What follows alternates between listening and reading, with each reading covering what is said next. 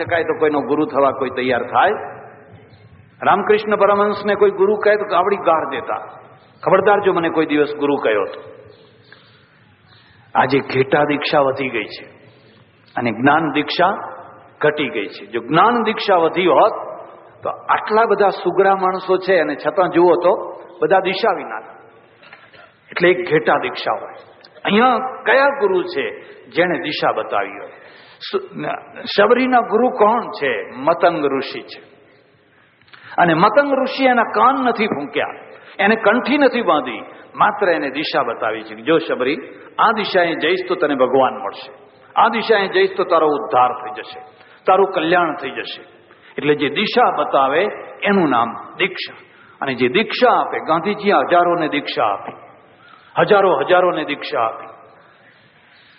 ચોથી મામ ગુણગન ગાના, બસ પછી એનામાં બોલવાની શક્તિ આવે, પછી એની જીભ ઉઘડે. અને જીભ ઉઘડે એટલે શું થાય? પછી જ્યાં જાય ત્યાં ભજન ગાય, અર્થ કરે, વિવેચન કરે, વ્યાખ્યા કરે. અને અહીંથી એક ભય શરૂ થઈ જાય. અહીંથી ભય શું થઈ જાય? ભક્તિના માર્ગે પતન. ભોગના માર્ગે પતન એ તો અલગ વસ્તુ છે, પણ તમે અધ્યાત્મના માર્ગે પતન. અને અખાએ એની વ્યાખ્યા કરી છે. અખો કહે છે કે હું ભજનમાં જતો, રોજ ભજનમાં જઉં, મને ભજન સાંભળવા બહુ ગમે. કોઈ નાભીથી એક તારો વગાડતો હોય, નાભીથી ધ્વનિ નીકળતી હોય, અને પેલા જૂના ભજનો ગવાતા હોય, આમ હૃદયમાં શેરડા પડી જતા હોય એક લીટીએ, તો હું દૂર બેઠો સાંભળ્યા કરું. પણ પછી થયું શું કે એક દિવસ જે મુખ્ય ગાનારા હતા ને એ ના આવ્યા, કંઈક આગા પાછા જયા. તો લોકોએ કહ્યું ભાઈ આજ ભજન કોણ ગાશે? તો મેં કહ્યું તમારી ઈચ્છા હોય તો હું એકાદ કાણું બોબડું કંઈક ગાઉં. એટલે હું આગળ આવ્યો. આગળ આવીને એક તારો હાથમાં લીધો અને મેં ભજન ગાવા માંડ્યું. લોકો ખુશ થઈ ગયા, કરે આ તો આપણા પેલા ગુરુ કરતો સારું ગાય છે. પછી તો હું જ્યારે આવું ત્યારે લોકો મને આગળ જ બેસાડે. આગળ બેસવાનો પણ એક તાપ લાગતો હોય છે, પૂછી જુઓ બેઠેલા હોય ને. પાછળ બેસવાની એક ટાઢ ચડતી હોય છે. અને આગળ બેસીને જેને તાપ ના આવે અને પાછળ બેસીને જેને ટાઢ ના વાય એને કથામાં ફાયદો થાય. આવે કથા સાંભળવા, પણ આગળ જો ગોદડા બિછાવેલા ના હોય, સીટ રિઝર્વ ના હોય તો હું મોઢું બગાડીને ચાલ્યા જાય. અહીં તમારા વેવાઈના ઘર છે કે એને કથા અસર ના કરે.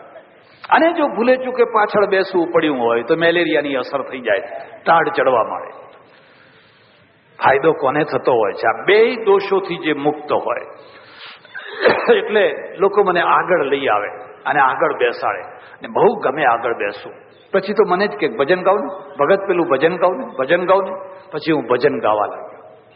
મારું અહંકાર, મારું અભિમાન પાશેર હતું, એ પાશેરમાંથી શેર થયું. આગળ આવ્યો એટલે શેર થયું. પછી તો મને ગોદડા ઉપર બેસાડે, નીચે ના બેસાડે. એટલે શેરમાંથી પાનશેર થયું. અને પછી તો લોકોએ કહ્યું કે ગુરુ તો ખરા જ છે. અને પછી લોકોએ ગુરુ કરાવવા માંડ્યા તો તોલામાંથી મણમાં ગયો. તોલામાંથી ભક્તિના માર્ગે પતન. જે લોકો આંખ મીચીને પાત્ર અપાત્ર કુપાત્રને જોયા વિના બધાને ચેલા બનાવે છે ને, એ અખાએ આમના માટે લખેલું છે. એમને એક અહંકાર હોય છે કે અમારા કેટલા ચેલા, ઓહો છે આટલા કોઈને ચેલા, આટલા બધા શિષ્યો છે કોઈ નહીં. અને એ જ એમના પતનનું કારણ છે. જ્ઞાની પુરુષ જ્યારે ઊંચો જાય તો શિષ્ય ભાવમાં આવે. એટલે તમે આ નવધા ભક્તિમાં તમે જોજો, પંચમ ભજન સો વેદ પ્રકાશા. એટલે એ ભક્તિ કરે, ભજન ગાય, બધું ગાય, પણ નમ્રતાની સાથે. કદી પણ યાદ રાખજો, તમે ગમે એટલા મહાન હોવ, ભગવાનની જગ્યાએ કદી ગોઠવાશો નહીં. ભરતના ગોઠવાયા, પાદુકા મૂકી અને ગોઠવાવાનો ચાન્સ હતો. રામની જગ્યાએ ગોઠવાવાનો ચાન્સ હતો કે નહીં? પણ ભરતે કહ્યું ના, એ ગાદી ઉપર તો પાદુકા જ મૂકીશ, હું નહીં બેસું. એટલે ભરત અમર થયા. કદી પણ ભગવાનની જગ્યાએ ગોઠવાશો નહીં. અને ભગવાનની જગ્યાએ કોઈ ગોઠવાઈ ગયો હોય તો એને ભગવાન માનશો નહીં, એને ઉતારીને કાઢી મૂકજો.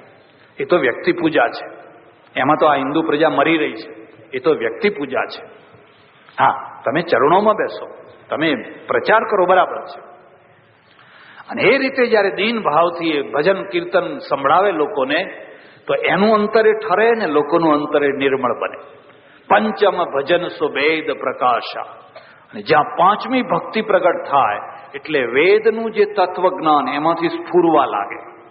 તમે બોરિંગ કરો, ડ્રિલિંગ કરો, એટલે અમુક નીચે જાઓ એટલે નદીઓ આવવા માંડે. એમ અહીંયા પણ જયારે તમે સાધના કરો એટલે જેમ જેમ નીચે જાઓ એમ નદીઓ, કોઈ ખારા પાણીની આવે, કોઈ મીઠા પાણીની આવે, કોઈ ફ્લોરાઇટ વાળી આવે, કોઈ ફલાણી આવે, કોઈ ફલાણી વાળા. એક તળ એવું છે કે એ તળે તમે પહોંચો એટલે અંદરથી ફૂંફાડા મારતો ધોધ નીકળે. સબમર્સિબલ પંપની જરૂર નહીં, અંદરથી ભૂખ ભૂખ ભૂખ કરતો પાણી ધડ ધડ નીકળવા. પંચમ ભજન સુવેદ પ્રકાશા. જ્યારે એને પાંચમી ભક્તિ પ્રગટ થાય એટલે અંદરથી વેદનું જ્ઞાન ઘોઘવાટા કરતું બહાર નીકળવા માંડે. અને એ જ્ઞાન જયારે બહાર નીકળે, લોકો ફાટેલી આંખે જોયા કરે, અરે રે રામકૃષ્ણ અભણ છે ને આટલું બધું જ્ઞાન ક્યાંથી? તુકારામ અભણ છે, નરસિંહ કોલેજ જોઈ નથી, મીરાબાઈ અભણ છે, આ બધા સંતો અભણ છે ને આટલું બધું જ્ઞાન આવ્યું ક્યાંથી? છઠ દમ શીલ સિરતિ બહુ ધર્મ.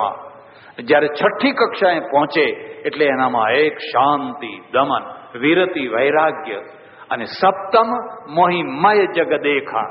જયારે એ સાતમી કક્ષાએ પહોંચે તો આખું બ્રહ્માંડ પોતાના પરમેશ્વરમય થઈ. હવે કોના સાથે વેર બાંધવું, કોના પ્રત્યે ઘૃણા કરો? દારૂ પીને પડેલો દારૂડિયો પણ પરમેશ્વરનું રૂપ છે.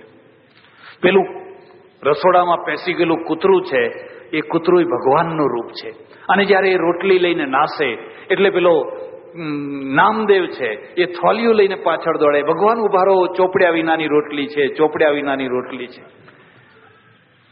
મોહિમય જગ દેખા. અષ્ટમ જથા લાભ સંતોષા. આઠમી કક્ષાએ જયારે પહોંચે તો જે કંઈ, યાદ રાખજો, વેપારીની વાત નથી, ભક્તિની વાત છે. એને પછી સંતોષ હોય, જે મળે રૂપાળું, બહુ સંતોષ. હું બિહારમાં વર્ષો પહેલા એક કાર્યક્રમમાં ગયેલો. બનેલો એવું કે 108 રામાયણની પારાયણ થાય, મારવાડી બધા શેઠો, બિહાર મુઝફ્ફરપુરમાં. અને યોગાનો યોગ જે અધ્યક્ષ આવવાના ને એ નહીં આવેલા, એ કંઈક માદા પડી ગયા અને એમની જગ્યાએ મને મોકલ્યો. ત્યારે હું કાશીમાં છોકરા જેવો, એટલે મને મોકલેલો. તો સ્ટેશન ઉપર બધા લેવા આવ્યા, બધા મારવાડી શેઠિયાઓ, બધી મોટી મોટી માળાઓ લઈને. मैंने कहा गुरुजी कहाँ है? मैं वो तो बीमार हो गए हैं, उनकी जगह पर मुझे भेजा है. तो એવું મોઢું બગાડી નાખ્યું, એવું મોઢું બગાડી નાખ્યું, બધાએ મોઢું બગાડી નાખ્યું કે એ છોકરે કો ભેજ દિયા, લડકે કો ભેજ દિયા. બરાબર, માળા તો હવે શું કરે, પછી પહેરાવી જ પડે. હું તો માળા પહેરું નહીં, પણ તો આપી માળાઓ. પછી કથા ચાલુ થઈ. પછી તો ઈશ્વરની એવી કૃપા નહીં કે આ પબ્લિક તો ઓછી છે, આના કરતાં વધારે પબ્લિક ભેગી થાય. હિન્દીમાં પ્રવચનો ચાલે, एक જ ચિઠ્ઠીઓ આવે, સબકે પ્રવચન બંધ કરો और इनके प्रवचन ચાલુ કરો, બીજા કોઈને બોલવા ના દે. હવે લગભગ અમે 100-150 સાધુઓ ભેગા થયેલા, બધા 100-150. મને અધ્યક્ષ બનાવેલો. અને મારવાડી શેઠિયાઓ, મારવાડી શેઠાણીઓ સોનું સોનું પહેરીને બધું આવે બધા. 5 દિવસ થયા હશે, 9 દિવસની પારાયણને 5 દિવસ થયા હશે. અને એક 55 વર્ષના એક સાધુ મારી પાસે આયા, મને કે સ્વાमीजी ये कथा तो कल पूरी हो जाएगी. मैं कहा हाँ, अब 2-3 दिन बाकी रहे हैं. अरे कुछ लाभ उठाओ, कुछ लाभ उठाओ. तो मैं कहूँ लाभ शू उठावानो? तो हाँ બધું ચાલે છે, ચાલ. नहीं, ये तो बिखर जाएंगे, कुछ लाभ उठाओ. मैंने कहीं समझ ना पड़ी. मैंने कहा आपको अगर नहीं उठाना है तो मुझे कह दो, मैं उठाता हूँ. એટલે મને વાત ગળે ના ઉતરી. પછી મેં પેલા ટ્રસ્ટીઓને બોલાયા, શેઠિયાઓને. મેં કહ્યું ભાઈ આ સ્વામીજી કંઈ કહે છે, સાંભળો શું કહેવા માંગે છે. એટલે એને હિન્દીમાં બધું સમજાયું કે અરે ઇતની પબ્લિક આતી હૈ, कुछ लाभ उठाओ. तो कहा हाँ महाराज सही बात है. क्या करेंगे? देखो अब माइक दे दो मुझे. સ્વામીજીનું પ્રવચન પૂરું થાય પછી મને એક 5 મિનિટ માટે માઇક આપો. મેં તો એને માઇક આપ્યું. બોલા મહારાજ સ્વામીજી, બધા મોટું પ્લેટફોર્મ ને 100-150 સાધુઓ અમે બેસી. પછી એમણે તો શરૂઆત કરી કે देखो कल जो है दशरथ के घर में भगवान का जन्म होगा. भगवान नारायण ऊपर से अवतार लेंगे और उस अवतार के समय में आप लोग सब आएंगे, इतना प्रसंग मिलना बड़ा दुर्लभ है, मनुष्य देह दुर्लभ है, खाली हाथ मत आना। समझे? काल जब भगवान का अवतार होगा उस समय हम भगवान को भेंट धरेंगे। એટલે લોકોને બરાબર ટેમ્પો ચડાવ્યો અને મારવાડી શેઠાણીઓ બધી હા તે આવડા મોટા બે ઘડા લઈને પેલા મોટા મોટા ફાંદવાળા મારવાડી શેઠિયાઓ બેસી ગયા. શું વાત કરું, બે ઘડા ભરાઈ ગયા, છલો છલ ભરાઈ ગયા. મેં કહ્યું આ તો તમે ખરો ફાયદો ઉઠાવ્યો. મને કે અભી દેરી હે, अभी आज भी मुझे माइक देना। रोज 2-3 दाड़ा 4 दाड़ा बाकी रहा था रोज, પછી तो आज देखो सीता स्वयंवर होगा और सीता जी अपने ससुराल जाएगी और हम सब उनको साड़ी भेंट करेंगे, कोई कंगन भेंट करेगा, कोई कुछ भेंट करेगा, अगर कुछ नहीं हो तो उसके बदले पैसे डाल सकते हैं। बीजा दिवसे तो 4 गड़ा मुकेला, 4 भरी गया मोटा मोटा। तीजा दिवसे आम भले પછી પાછા ગાદીએ બેઠા ત્યારે મને થયું કે હારું આ આટલા 150 સાધુમાંથી કોઈને સૂજ્યું નહીં, આમને જ કેમ સૂજ્યું? તો મેં મારા રૂમમાં એમને બોલાયા, मैं कहूँ स्वामी जी अरे आप तो रोज घड़ा 4-4 5-5 घड़े छलक जाते हैं क्या? मैं कहा एक बात मैं आपको पूछूं, कहा साधु होने से पहले आप क्या थे? कि बनिया था, बनिया, और व्यापार करता था। હવે મેં કહ્યું ઘેર બેસી ગયા, હવે મને ઘેર બેસી ગઈ કે અમને કોઈને ના સૂજ્યું ને અમને કેમ સૂજ્યું? કારણ કે સાધુ થયા તો એને એમ છે કે અહીં કમાવા જેવું છે, અહીંથી કઈ પૈસા। અને પેલા જે ટ્રસ્ટીઓ હતા એ મને કહ્યું કે આ ખરા, એમ કે આ મહારાજ તો 9 દિવસ કથા કરીને જાય ને પૈસો ના આવો તો, એમ કે પણ આણે ખરો મેળ પાડી દીધો। જથા લાભ સંતોષા, એક વાત યાદ રાખજો, લોકોને ભરમાવીને ઉશ્કેરીને ચડાવીને આ ચડાવા થતા હોય છે, શું છે? ચડાવવાના જ ધંધા છે, એકબીજાના સામે સામે સ્પર્ધા કરીને ચડાવવાના જ ધંધા છે, મને અનુભવ થયેલો એવા। તો એવી રીતે જે પૈસાનો ઢગલો થતો હોય છે મોટા ભાગે પાછળથી એમાં ઝઘડા થતા હોય છે, પછી પેલા અંદર અંદર જ ઝઘડતા હોય છે। જથા લાભ સંતોષા, અને જ્યારે 9મી ભક્તિ પ્રગટ થાય એકદમ સરળતા, કોઈ કપટ નહીં। બહુ લાંબી વાત થઈ ગઈ। રામ કે છે ભામિની તારામાં 9 તત્વો છે। શબરીની આંખોમાંથી હર્ષના આંસુ આવી રહ્યા છે। 80 વર્ષ સુધી મેં એક નામના પાછળ જે આખું તપ કર્યું, હું ના પરણી, મેં એના પેટ ભરીને ખાધું, ના કોઈ મિષ્ટાન આરોગ્યા, ના સારા કપડાં પહેર્યા, ના સારું મકાન બાંધ્યું, આ ઝોપડીમાં રહી અને બધા ત્યાગ કર્યા માત્ર એટલા માટે ત્યાગ, જ્યારે દુનિયા છે ને એ તો મોજ શોખમાં ડૂબેલી હતી, કેવા કેવા કપડાં પહેરતી હતી, કેવા કેવા મોજ મજા ઉડાડતા હતા। એટલે બ્રહ્માનંદે એક ભજનમાં લખ્યું છે, અગર હે તો છોડ દુનિયા કો, એમ લખ્યું છે, लोग दुनिया के भोगों में मजा लूटे तो लूटन दे, मुझे है काम ईश्वर से जगत रूठे तो रूठन दे। 80 વર્ષ સુધી મેં એક ધારું જીવન જીવ્યું। મેં કદી કોઈ પુરુષના સામે આંખ ઉપાડીને જોયું નહીં, કદી કોઈ પુરુષની ઈચ્છા ના કરી, કદી મેં કોઈ સંસારિક ચીજોની ઈચ્છા ના કરી, અને 80 વર્ષનું મેં મારું જીવન જીવી નાખ્યું એક જ ઈચ્છાથી કે કોઈને કોઈ દિવસે મને મારો સ્વામી મળશે, અને આજ તમે મને ઘર બેઠા મળ્યા। શબરી પાસેથી એક બીજી વાત શીખજો, શબરી હિમાલયમાં ના ગઈ, શબરી ગંગાજી ના ગઈ, શબરી તીર્થોમાં ના નીકળી, પણ તીર્થ બધા એના આંગણે આવ્યા। શબરી પોતે તીર્થ રૂપ હતી, એને ગંગા જવાની જરૂર નહીં, એને હિમાલય જવાની જરૂર। શબરી અગ્નિ પ્રવિષ્ટ થઈ અને રામને કહ્યું કે તમે અહીંથી આગળ નીકળો અને આગળ જાઓ, અને આગળ તમને એક સુગ્રીવ નામનો વાનર મળશે, એ બિચારો બહુ દુઃખી છે, તમારી માફક એ દુઃખી છે। અને રામાયણમાં તો મેં કહ્યું ને દુઃખની જ કથા છે। રામ લક્ષ્મણ ફરી પાછા સીતા સીતા સીતા, આ શબરી મળી ત્યાં સુધી શાંતિ રહી, રામને શાંતિ રહી હો।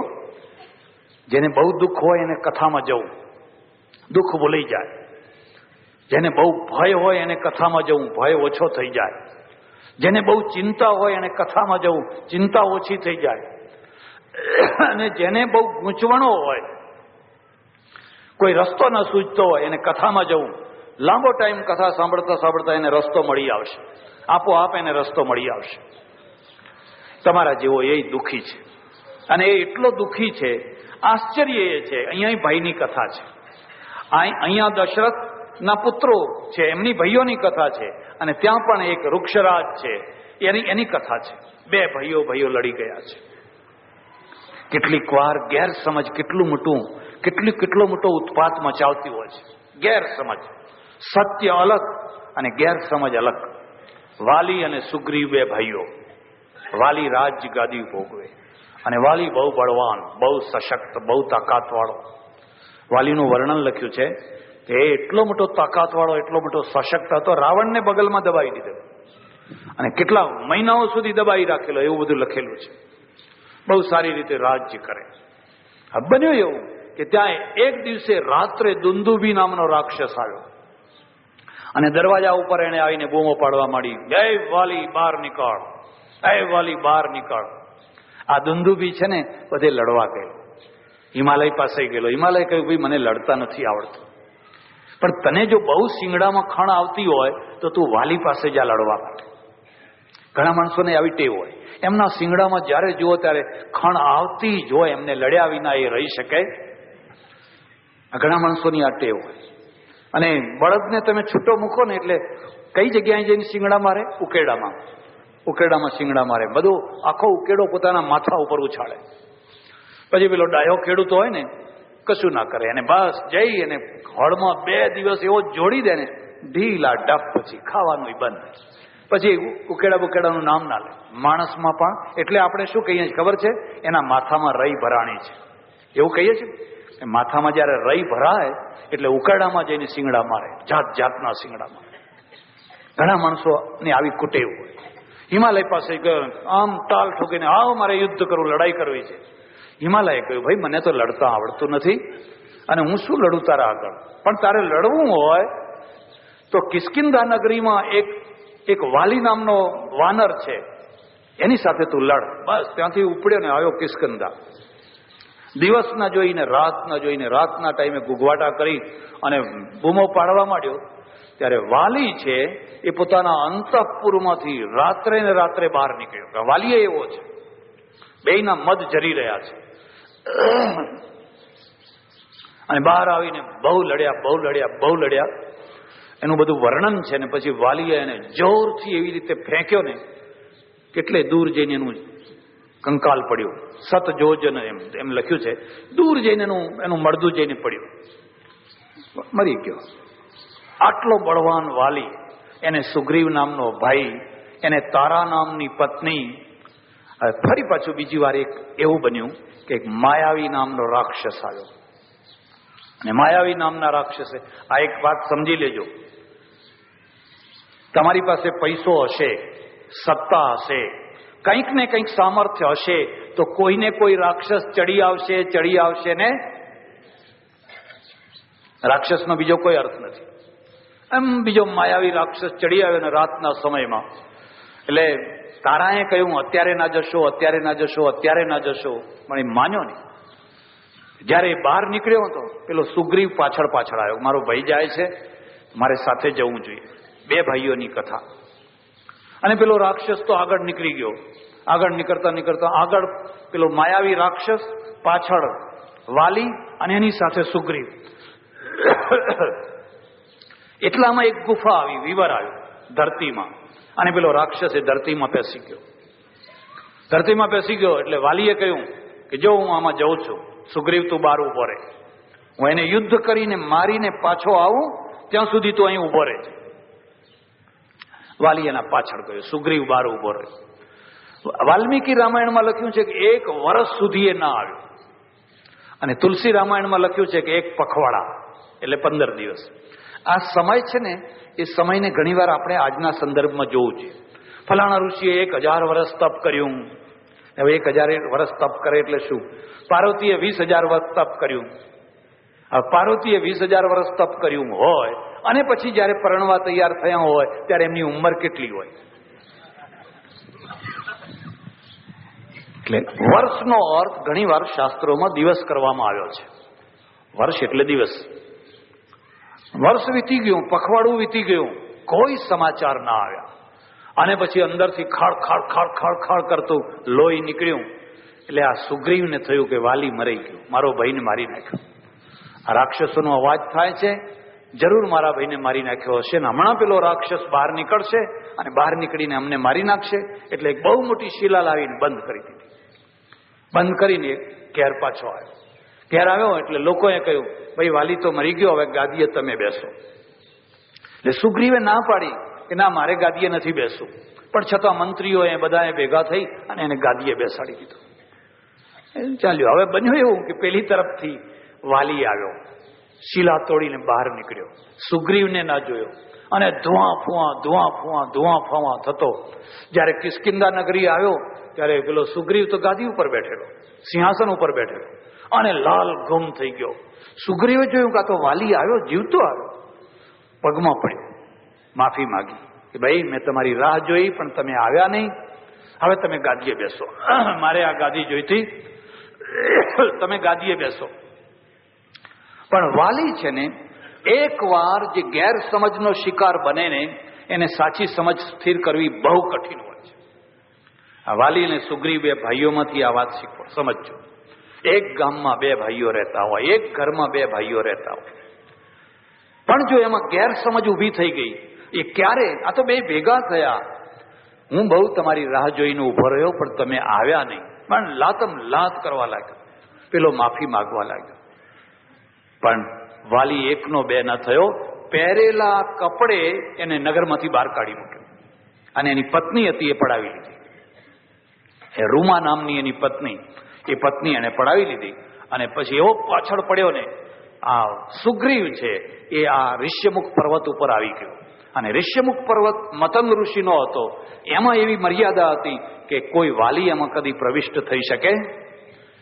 અરવિંદ છે ને એ પાંડિચેરી જતા રહેલા, અંગ્રેજો પાછળ પડેલા એમને ફાંસીએ ચડાવવા માટે, પણ અરવિંદ છે એ પાંડિચેરી જતા ગયા. અને પાંડિચેરીમાં પછી અંગ્રેજ કોઈ જઈ શકે? આમાં ઋષ્યમુખ પર્વત પણ પાંડિચેરી જેવો હતો.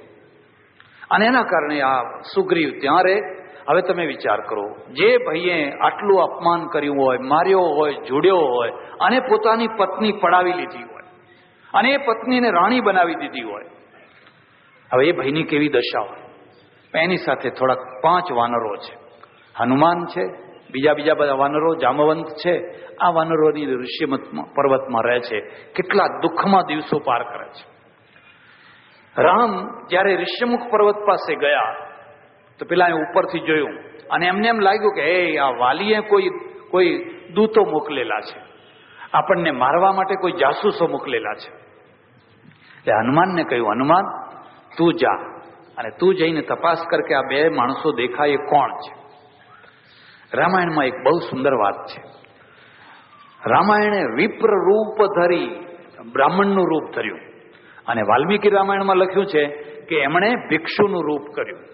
બ્રાહ્મણનું નહીં પણ ભિક્ષુનું રૂપ કર્યું. એવા મેલા ઘેલા જેવા તેવા કપડાં પહેરી અને એ આવ્યા રામની પાસે. બેયમાં બહુ મોટું અંતર છે. બંનેમાં આ વાલ્મીકી રામાયણમાં સામાન્ય વાતો છે અને પેલી રામાયણમાં શું છે કે હનુમાન જન્મ જન્મનો ભગત છે અને એ ભગવાનને ભૂલી ચૂક્યો છે, એટલે હવે રખડી રહ્યો છે, ભટકી રહ્યો છે. અને હનુમાનને પછી જયારે રામની ખબર પડે છે કે આ પોતે રામ છે, તો એક મંદ મેં મોહ બસ કુટિલ હૃદય અજ્ઞાન પુનિ પ્રભુ મોહિન બિસાર્યો દીન બંધુ ભગવાન. રામાયણ એની આ વાલ્મીકી રામાયણ એની લાઈન ઉપર ચાલે છે અને તુલસી રામાયણ એની લાઈન ઉપર ચાલે છે. જયારે વાતચીત કરતા હનુમાનને ખાતરી થઈ ગઈ કે આ વાલીના મોકલાવેલા જાસૂસ નથી, એટલે એને પોતાનું રૂપ પ્રગટ કર્યું, પોતાના ખભા ઉપર બેઈને બેસાડી દીધા અને કહ્યું, રામ, તમે જેવી રીતે તમારી પત્નીની શોધમાં નીકળ્યા છો, દુઃખી છો, એવી રીતે અમારો સ્વામી જે સુગ્રીવ છે એ એના સગા ભાઈના દુઃખમાં તાપમાં દુઃખી છે. એની પત્ની રાવણે રાક્ષસે નથી હરી, સગા ભાઈએ હરી છે અને મોટા ભાઈએ હરી છે, બીજા કોઈ નથી હરી અને એ બહુ દુઃખી છે. માટે તમે બે ભાઈબંધી કરો, બે મિત્ર કરો. નીતિમાં લખ્યું છે કે સમાન દુઃખી માણસો મૈત્રી થાય. જેને સમાન દુઃખ હોય એ દુઃખી માણસ પાસે જાય તો એની મૈત્રી થાય કે તારે આ દુઃખ છે તો મારે આ દુઃખ છે, બેયની મૈત્રી. પછી સુગ્રીવની પાસે લઈ ગયા અને સુગ્રીવ બધી વાત કરી. રામે કહ્યું, સુગ્રીવ તું ચિંતા ના કર, વાલીને હું આજ ને આજ મારી નાખીશ. મારવાની જ કથાઓ છે. સુગ્રીવે કહ્યું, વાલી કોઈથી મરે એવો નથી. તમે વાલીને જાણતા નથી. વાલી કેટલો બળવાન છે, કેટલો સશક્ત છે. પણ ગમે એટલો સશક્ત હોય, તું ચિંતા ના કર, હું આજ ને આજ એને મારીશ. પેલું મળદું બતાવ્યું, પેલું કંકાલ પડેલું ને, એટલે માયાવી રાક્ષસનું, કે જો આ મોટો પહાડ જેવું આ હાડપિંજર પડ્યું છે, એ વાલીએ ફેંકેલું. રામે નજીકમાં જઈને પગમાંથી આમ ઉછાળો માર્યો ને, જઈને દરિયામાં પડ્યું. લોકો સ્તબ્ધ થઈ ગયા. છે કોઈ પરાક્રમ વાળો પુરુષાર્થી માણસ છે. તમારા ઉપર ભલે દુઃખ પડ્યું હોય, પણ તમારામાં પરાક્રમ હોવું જોઈએ. અને જ્યાં તમારું પરાક્રમ હશે તો કોઈને કોઈ દિવસે એ ઉગી નીકળવાનું છે. પણ તમે જો મરદા હશો, નમાલા હશો, તો તમે મરી ગયા, મરતા પહેલા મરી ગયા. પણ છતાંય પેલા વાનરો બધા વિચાર કરે છે કે હવે આ તો સુકાઈ ગયેલું કંકાલ હતું. વાલીએ જયારે ફેંકેલું ત્યારે એમાં માંસ ને રુધિર ને બધું વજન હતું, એટલે વાલી જેટલી તાકાત તો નહીં. એક વાત છે કે આ 7 જે તાળ છે, એ 7 તાળને જો ભેદો તો તમે વાલીને મારી શકો. એક લાઈનમાં ઉભેલા 7 તાળ. રામે કહ્યું, આને વિશ્વાસ કરાવવો પડશે. પ્રતીતિ નહીં થાય તો આને વિશ્વાસ આવશે. પોતાના હાથમાં ધનુષબાણ લીધું અને ધનુષબાણ લઈને જોરથી ખેંચીને માર્યું તો 7 તાળ તોડી નાખ્યા. આ તો રામાયણની કથા છે અને બધી તમારી જાણેલી છે. એક વાર નહીં, અનેક વાર તમારી જાણેલી છે. પણ આ બધી કથાઓમાંથી સમજવા જેવું શું છે? વાલીનો દોષ હતો, સુગ્રીવનો દોષ હતો, બસ ગેરસમજ હતી. જો આ ગેરસમજ જો દૂર થયું હોત તો વાલી વત્તા સુગ્રીવ 2 ભાઈઓનો સરવાળો થયો હોત. એને એમ થયું કે હમણાં આ તો હવે ગુફામાં મરી ગયો, આટલો ટાઈમ થયો તો બહાર ના નીકળ્યો, ગાદીએ બેસો. હવે ગાદીએ ના બેસો તો બીજું કરે શું? ત્યારે શું ગાદી સૂની રાખવી? અને પેલો માણસ આવ્યો. એક બીજી વાત યાદ રાખજો, જે ઉગ્ર સ્વભાવના માણસો હોય છે, બહુ જલ્દી અન્યાય કરી બેસતા હોય છે. વાત વાતમાં ઉગ્રતા આવી જાય એટલે કોઈનું કશું પણ સાંભળ્યા વિના જે તે નિર્ણયો કરી નાખે, તડ ને ફળ. ઉગ્ર સ્વભાવના જે માણસો હોય છે એ બહુ ઉદાર હોય છે. આપે ઘણું, બધું કરે, પણ અર્થનો અનર્થ કરી નાખે. થોડી ધીરજ રાખો, થોડી શાંતિ રાખો, પહેલા પૂરી તપાસ કરો. અને પહેલા તપાસ કરો પછી તમે જાણો. અમારે ત્યાં સંસ્કૃત સાહિત્યની અંદર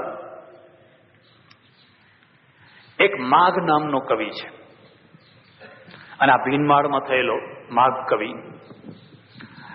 એટલો સુંદર કવિ. ઉપમા કાલિદાસસ્ય ભારવેર અર્થ ગૌરવમ દંડીના પદલાલિત્યમ માઘે સંતિ ત્રયો ગુણા. ઉપમા જોયું હોય તો કાલિદાસની, અને અર્થ ગૌરવ, અર્થની વિશદતા જોયું હોય તો ભારવીની, અને પદની લલિતતા જોયું હોય તો દંડી કવિની. પણ આ ત્રણેય એક સાથે ભેગા જોવા હોય તો માઘના. માઘના જીવનમાં એવું બન્યું, માઘનો જય જયકાર થાય. માઘ માઘ માઘ માઘ માઘ, ચારે તરફ યશ ને કીર્તિ. પણ એનો બાપ છે ને, એ ઘરમાં આવે ત્યારે જ્યારે જુઓ ત્યારે એને ઉતારી પાડે. તું આવો ને, તું આવો ને, તું આવો ને, તારામાં બુદ્ધિ નથી ને, તારામાં અક્કલ નથી ને, તારામાં ફલાણું નથી. લાંબો ટાઈમ આ બધું સાંભળ્યું ને એટલે એના મનમાં બાપના પ્રત્યે દ્રોહ થઈ ગયો, પિતૃદ્રોહ. આખી દુનિયા મને ડાયો કહે છે, શાણો કહે છે, સમજુ કહે છે, મારો જય જયકાર થાય છે. એક આ ડોસો જેવો છે કે ઘરમાં પગ મૂક્યો ને એક જણે મને ઉતારી પાડ્યો નહીં. જ્યાં સુધી આ ડોસો હશે, અને એક નિયમ છે, ચારે તરફથી સન્માનપત્ર મળતા હોય એ માણસમાં અપમાન સહન કરવાની શક્તિ ન હોય. અને જેનામાં અપમાન સહન કરવાની શક્તિ ન રહે એ પછી સન્માનપત્રોનો ભાર ઊંચકી શકે, એ સન્માનપત્રોનો ભાર પણ ના ઊંચકી શકે. એટલે માઘે વિચાર કર્યો કે આ ડોસાનું કાશળ કાઢી નાખો, આ ડોસાને મારી નાખો. હવે શિવ કેવી રીતે મારવો? એક શિલા લીધી, ઉપર મેળી, અને મેળીના ઉપર બારી, બારી ઉપર એ શિલા લઈને ઉભો રહ્યો, પથ્થરની શિલા, પેલી ઘંટી હોય ને ઘંટી. ડોશીને ડોસો નીચે વાત કરે છે. એ ડોસો અહીં બરાબર નીચે પોઈન્ટ ઉપર આવે કે ઉપરથી મારું ઉપર પડ્યું ને ડોસો મરી જાય. આવો લાગ જોઈને ઉભેલો છે. તો પેલી ડોશીને ડોસો શું વાત કરે છે? પેલી ડોશી કહે છે, અરે રે મારો છોકરો કેટલો યશસ્વી, કેટલો કીર્તિવાન, આ તો 1,00,000માં 1 મારો છોકરો છે. આખી દુનિયામાં તમારો ડંકો વગાડ્યો, મારો ડંકો વગાડ્યો, અને તમે એને બિચારાને જ્યારે જુઓ ત્યારે અડધૂત કરી નાખો છો. હવે એવું ના કરશો એમ. ત્યારે પેલો બાપ શું કે છે, અરે તારો છોકરો તને જેટલો વાલો છે એના કરતા મને વધારે વાલો છે, અને મને એના યશ ને કીર્તિ સાંભળીને ગજગજ છાતી ફૂલાય છે. તો પછી આવું કેમ બોલો છો? કે એટલા માટે બોલું છું કે એ અપમાન સહન કરવાની શક્તિ એનામાં પેદા થાય એટલા માટે. બાળકના ઘડતરમાં એક બહુ મુદ્દાની વાત છે. એક ડોક્ટર મારી પાસે આવ્યા આણંદથી. મને કે મારામાં બધું જ છે, પણ કોઈ વાર છોકરાઓ ઉપર મારો હાથ ઉપડી જાય છે. મારા છોકરા નાના છે, એના ઉપર હાથ ઉપડી જાય છે, પછી મને બહુ દુઃખ થાય છે. તો આ હાથ ના ઉપાડું એવું કોઈ મને રસ્તો બતાવશો? મેં કહ્યું, જુઓ સાંભળો, બાળકના ઘડતરમાં કેટલીક વાર તુચ્છકાર કરવો, એનું અપમાન કરવું, એને ઉતારી પાડવો, એને અડધૂત કરવો એ જરૂરી છે. મને કે શું વાત કરો છો? મેં કહ્યું, હા, જે છોકરા મા બાપના ત્યાં માત્ર લાડકોડમાં જ ઉછર્યા હોય છે, પછી એ મોટા થઈ અને પહેલવાન જે આવ્યા તો થપાટો ખાય તો પહેલવાન થવાય ને, એ પછી દુશ્મનોની થપાટો સહન નથી કરી. એક કોઈ ડોળો કાઢે 8 દિવસ એને ઊંઘ નહીં આવે. કોઈ માણસ જરાક એને હલકો શબ્દ બોલશે તે તો ફફડી મરશે. મને કે કાનની બૂટ બાપજી, ખરી વાત છે, તમે મને ખરી વાત કહી છે. એટલે તમારે બાપ શું છે? બાપ આંખમાં વાઘ છે અને અંદર અમૃત છે. આંખમાં વાઘ છે પણ અંદર જુઓ તો અમૃત છે. એટલે એ ઘડતર માટે જરૂરી છે. નહીં તો મારો દીકરો, મારો દીકરો, મારો દીકરો, એ તો મોટો થઈને કોઈના આગળ ઊભો નહીં રહી શકે. પછી કોઈ જરાક ફૂંફાળો મારશે તો એને તો ધ્રુજારો છૂટી જશે. પેલો ડોસો કહે છે, તારા કરતા તારો છોકરો મને વધારે વાલો છે, પણ એ છકી ના જાય અને લોકો એને લૂંટી ના લે, એને બરબાદ ના કરી નાખે, એટલા માટે હું એને ઉતારી પાડું છું. કોણ સાંભળે છે? પેલો ઉપર ઉભેલો ગેરસમજ દૂર થઈ ગઈ. ગેરસમજની જ રામાયણ છે. તમારા ઘરમાં ગેરસમજની રામાયણ છે. કોઈ સંત મળે, કોઈ એવો મોકો મળે ને એકબીજાની ગેરસમજો દૂર થાય તો લીલા લહેર. અરર, વિદ્વાન હતો, જ્ઞાની હતો, પડ્યું એક તરફ મૂકી દીધું, ધાડ દઈને નીચે ઉતર્યો ને પગમાં પડી ગયો. બાપુ મને માફ કરો, હું તમને ઓળખી ન શક્યો. હું સમજતો હતો કે તમે મારા દુશ્મન છો, પણ આજ મને ખબર પડી કે તમે મારા દુશ્મન નથી, પણ તમે કવચ છો, મારું રક્ષણ કરનારું કવચ છો. મેં તમારી હત્યા કરવાનું આજે ષડયંત્ર કર્યું હતું. બ્રહ્મ હત્યા કરનારને જે પાપ લાગે એ પાપ મને લાગ્યું, તો મને હવે એનું પ્રાયશ્ચિત બતાવો. બાપે કહ્યું, બેટા તું ચિંતા ના કર, હું તને પ્રાયશ્ચિત બતાવું છું. શું? કે જા 6 મહિના જઈને તારા સાસરે રહે, 6 મહિના જઈને તારા સસરાના ઘેર. હવે આ તો લીલા લે, સસરાના ઘેર જાઓ એટલે રોજ શીરો ખાવાનો. આ પ્રાયશ્ચિત, હા, જે હું કહું એ સમજીને કહું છું. જા 6 મહિના તારી પત્નીને લઈ જા અને પતિ પત્ની 6 મહિના તારા સસરાના ત્યાં રહેજો ને પછી અહીંયા આવજો. તો 2 ગયા. સસરા ખુશ થઈ ગયા, જમાઈ આવ્યા, અને એમાંય જમાઈ કેવા પાછા યશસ્વી ને ડંકો વગાડનારા. એટલે એક દાડો લાડુ બનાવ્યા, એક દાડો શીરો બનાવ્યો, એક દાડો કંઈક બીજું બનાવ્યું. એટલે આપણા તો એક કહેવત છે, પહેલા દિવસ પરોણો અને બીજા દિવસ પઈ અને ત્રીજો દિવસ રહે એની. 3 દિવસ થયા અને પછી ખબર પડી કે આ તો 6 મહિના રહેવાના છે. એટલે સાસુ ને સસરા બેયના મોઢા ઉતરી ગયા કે હવે આ તો આયા છે તો રે પડ્યા. અને હવે શું કરવું? હવે આખો દાડો કંઈક ઢોલિયો ઢારીને તો એક દાડો બેસાડાય. પેલી તળઈઓ પાથરી હોય ને સારી આવી ચાદરો પાથરી હોય તો એક દિવસ પાથરવાની હોય. આ તો 6 મહિના. પછી કહ્યું, એક કામ ના કરો કે શું, આપણા ખેતરમાં જઈને ચકલા ટોવો. એમ કે બાજરીને જુવાર વાવી છે ને તે આખો દિવસ ચકલા આવે છે, એ ચકલાને તમે ટોવો નહીં. એને વિચાર કર્યું કે હવે ચકલાને ટોવાના છે. એક બીજી વાત, હવે ઊંઝામાં તો આ વાત કહેવાય કે નહીં એ મારે વિચાર કરવો પડે. નીતિકારે લખ્યું છે, પરદેશ જમાઈ તે સુવર્ણ તુલ્ય. પરદેશમાં અમેરિકામાં કે દૂર મુંબઈ કે એમ દૂર રહેતો હોય ને એ કેવો હોય? સોના જેવો, સુવર્ણ તુલ્ય. અને ગામ જમાઈ તે બ્રાહ્મણ તુલ્ય. અને ગામમાં જમાઈ રહેતા હોય એ કેવા હોય? બ્રાહ્મણ જેવા. બ્રાહ્મણ આવે એટલે આવો મહારાજ બેહો, અને જાઓ તો કે જાઓ. હવે ઊંઝામાં તો આજ વધારે ને. પરણવું ગામમાં, એટલે બધા મોટા ભાગે પરદેશ જમાઈ તે સુવર્ણ તુલ્ય અને ગામ જમાઈ તે બ્રાહ્મણ તુલ્ય. અને પરદેશ જમાઈ તે સુવર્ણ તુલ્ય અને દેશ જમાઈ તે ચાંદી તુલ્ય અને ગામ જમાઈ તે બ્રાહ્મણ તુલ્ય અને ઘર જમાઈ એ ટાંકણ તુલ્ય. ઘર જમાઈ તે ટાંકણ તુલ્ય. કોઈ હોય નહીં તો સારું પાછું. એક ટાંકડીના જેવી એની કિંમત. છોકરો હોય બાપનો, એ બાપના ઘરમાં છોકરો હોય તો હોય જ, એનો રૂઆબ હોય તો જાણે કે આ મારું ઘર છે. અને પેલો બિચારો હોય, હવે એ ગમે એટલું પારકું અંગ ગમે એમ ઓપરેશન કરીને લગાડો, પણ એ એટલું બધું ફિટ નથી થતું ને. હવે આ ઘર જમાઈ બન્યા. અને કોડીની કિંમત, એ ખેતરમાં જઈને પેલો માચડા ઉપર બેસે ને ચકલા ટોવે અને આમ તેમ કરે. એની પેલી પત્ની છે એ ભાતું લઈને આવે અને દુઃખના દાડા કોઈ પારે. હવે ખબર પડી કે મારા બાપે 6 મહિના માટે મને સસરાના ત્યાં કેમ. પેલી એની સ્ત્રી છે ને, એણે કહ્યું તમને કઈ ખબર પડે છે? આ મારે પૂરા દિવસ છે ને, પ્રસૂતિના દિવસો છે ને, ઘરમાં કશુંય નથી. શું શીરો કેવી રીતે બનશે ને આ પ્રસૂતિ થશે કેવી રીતે? તમને કઈ ચિંતા બિંતા છે? હવે તો આ તો ચકલાટું હોય, શું કરે બીજું? તો કે તું ચિંતા ના કર, ઉભી રહે. એક શ્લોક બનાવી આપ્યો અને કહ્યું જા તારા બાપુને કહેજે કે આ શ્લોક રાજાને આપે. એટલે બાપને કહ્યું લો આ તો શ્લોક બનાવી આપ્યો, તો બીજું શું કરે? ભગત ભજન બનાવી આપે, બીજું શું કરે? હવે કઈ જીરું થોડું હોય છે? કઈ કમિશન એજન્ટ થોડા છે કે ભાઈ આમ વરિયાળી વેચી, જીરું વેચ્યું કે સબગુલ વેચ્યું, લો ઢગલો કરી દીધો. બહુ તો એક ભજન રચી આપે, એક કવિતા રચી આપે. એટલે બાપે એમ જોયું, માથે હાથ અડાડ્યો કે માં જમાઈ માથે પડ્યા છે. એમ કે બેઠા બેઠા ગતકડા રચ્યા કરે છે. બીજા દિવસે રાજસભામાં ગયો અને રાજસભામાં જઈ અને રાજાને કહ્યું કે આ એક શ્લોક છે, મારા જમૈયે રચ્યો છે ને આપને ભેટ આપ્યો છે. રાજા ઉતાવળના કામમાં એટલે પેલું તલવાર ખરીને તલવારના મ્યાનમાં એ કાગળિયું ખોસી દીધું. જયારે ટાઈમ મળશે ત્યારે વાંચીશ, ખોસી દીધું. અને પછી તો રાજકારોબારમાં રહ્યો ને બધી વાત પૂરી થઈ. હવે બન્યું એવું કે રાતના સમયમાં એ રાજાની જે પેલો છત્રી પલંગ બનાવનારો જે માળી, એ માળીએ ગુલાબ ને ફલાણું ને બધું સહેજ ગોઠવી અને બધી તૈયાર કરીને આટલા બધા ફૂલ ને એના ઉપર ચાદર ને બધું મગ. અને કોણ જાણે કેમ એને આજ ઈચ્છા થઈ ગઈ કે આમાં ઊંઘ થવાથી કેવો આનંદ આવતો હશે.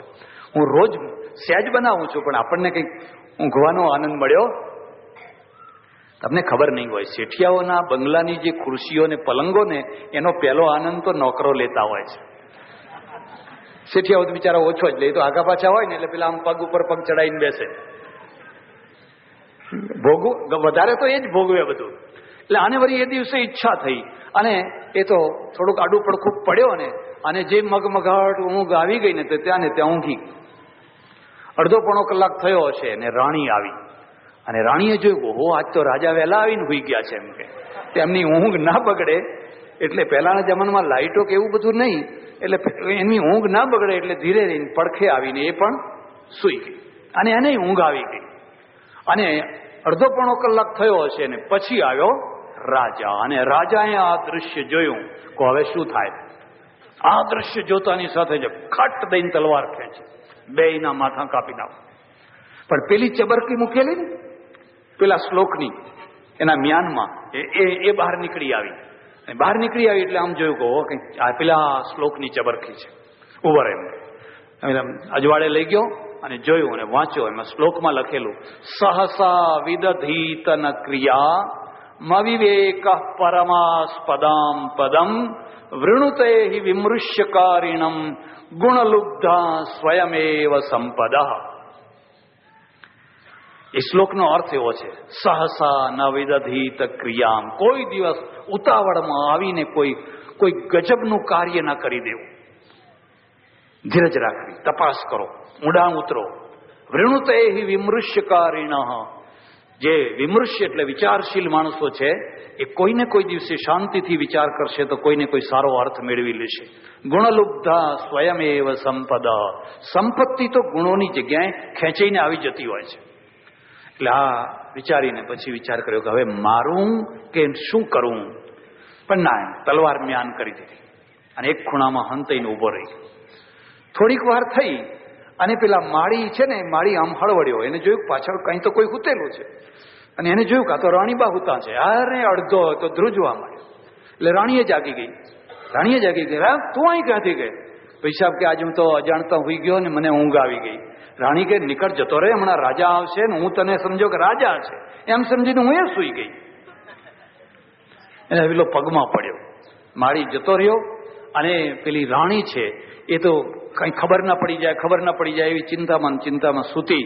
અને રાજા વિચાર કરે છે કે જો આ ટુકડી મારી પાસે ન હોત તો આજે આ બે નિર્દોષને મારી નાખ્યા હોત. મરવું એ દુઃખ નથી, પણ એ કલંકને ધોવત કોણ કોત કે આ નિર્દોષ હતા એવું કોત કોણ કોઈ? મરી ગયા તો મરી ગયા, પણ એક મોટું કલંક લાગીને મરી ગયા હોત. કોઈને વાત ના કરી. સવાર થયું અને પેલા મંત્રીને કહ્યું કે ભાઈ આ જે શ્લોક લાવનાર છે એ પંડિતને બોલાવો. અને પંડિતને બોલાયા. 1,00,000 સોના મોરો. પેલી સ્ત્રી રોતી હતી ને, તમે કમાતા નથી. આખો દિવસ અહીં બેઠા બેઠા કઈ ને કઈ લખ્યા કરો છો, તમે અરે હું કમાઈશ ત્યારે લાખો રૂપિયા કમાઈશ. આ બધા ચકલા મારે એમ ચકલા મારતા મને આવડતું. આ કમિશનના વ્યાજના પૈસા 2%, 3%, ફલાણા ટકા, 8%, એ ટકા કરીને મરી જવાના. તું ધીરજ રાખ, જરા ધીરજ રાખ, થશે ત્યારે અહીં ઢગલો થઈ જશે. તું ધીરજ રાખ, ઉતાવળ ના કર. અને એટલે વાલી અને સુગ્રીવની કથામાં એક ભાઈઓએ સમજવા જેવી વાત છે, કુટુંબીઓએ સમજવા જેવી વાત છે. માત્ર ગેરસમજ આ બેને દુશ્મન બનાવી દીધા. જો એ ગેરસમજ દૂર થયું હોત, વાલી જો ધીરજ રાખી શક્યો હોત અને સુગ્રીવની બધી વાત સમજી શક્યો હોત તો વાલી અને સુગ્રીવ બે રામ ને ભરત જેવા ભાઈઓ હતા.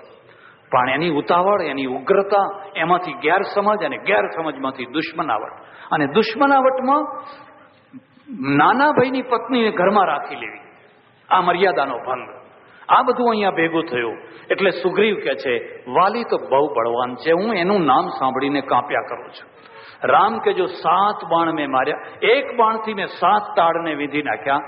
તું ચિંતા ના કર, તું જા, સામે જા અને યુદ્ધ કર, હું તારું રક્ષણ કરીશ અને વાલીને હું જ જરૂર મારીશ. સુગ્રીવ કે છે હું જઉં તો ખરો, પણ પછી તમે ના મારો તો ચિંતા ના કર, હું રઘુવંશમાં જન્મેલો છું. અને પછી તો વાલીને જેમ આમ જોશ આપી અને બરાબર તૈયાર કરી અને કિષ્કિંધા નગરીના દરવાજે મોકલ્યો અને જઈને બૂમો પાડવા લાગ્યો, હે વાલી, હે બદમાશ ફલાણા, બહાર નીકળ, આમ આવ, તેમ આવ. વાલીને થયું કે આ બીકથી ભાગી ગયેલો આજે આવું કરીને આવ્યો બે, અને બે ધુઆ ફુઆ થઈને લડવા લાગ્યા, બે એક સરખા. અને વાલી પેલાને મારે છે ને કચ્ચર ઘાણ કાઢી નાખે છે. માર ખાઈને અધભૂવો થઈ ગયો. એટલે વિચાર કર્યો, આમ જુએ કે કઈ રામ દેખાય છે તો રામ તો દેખાતા જ નથી. અને આ રામે મને ધકેલી દીધો દુશ્મનના મોઢામાં. ત્યાંથી ભાગ્યો ને ઋષ્યમુખ પર્વતમાં આવી ગયો અને આવીને રામને લડવા માંડ્યો. શું તમે કોઈને મરાવી નાખો, એના કરતા તો હું હંતાઈને બેઠો તો એ હારું હતું. તું જા, હું તારી પાછળ છું. ઘણા લોકોને આવી ટેવ હોય, કર તું તારે, હું બેઠો છું. પણ તું બેઠો એટલે શું કરવાનું? પણ ખરી એ જયારે જરૂર પડે ને ત્યારે બેઠો જ હોય, ઉભો ના થાય. પછી એને એક જ વાત હોય, તું તારે કર ને, હું બેઠો છું. મારી દીકરીના લગ્ન છે, પૈસો, અરે તું કર ને, હું બેઠો છું. પણ બેઠો છું એટલે શું બેઠો છું? એટલે વાલીએ સુગ્રીવે કહ્યું, આ મારા હાડકાં ભાગી ગયા છે અને રામ તમે તો મને મરાવી નાખ્યો. રામે આમ હાથ ફેરવ્યો, એને માલિશ કરી આપ્યું, એને સારું કરી આપ્યું અને કહ્યું જા, તું ફરીથી જા. હવે વિશ્વાસ કર કે આ વખતે તો હું તને જરૂર મદદ કરીશ અને આ વખતે તો હું જરૂર એનો નાશ કરીશ, માટે તું ફરીથી જા. તો સુગ્રીવ કે ના, આજ નહીં જવું, હવે કાલે. અંબે માત કી, ઉમિયા માત કી, સદગુરુ દેવ કી, નમઃ પાર્વતી પતે હર હર મહાદેવ હર. જય અંબે માં, જય અંબે.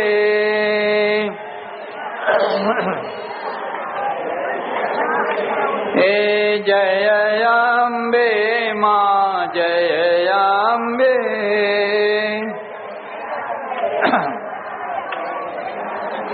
એ જય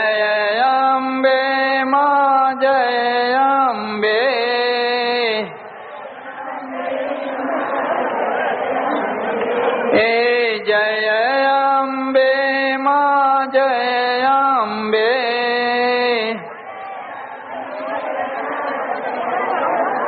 હે જય અંબે માં જય અંબે.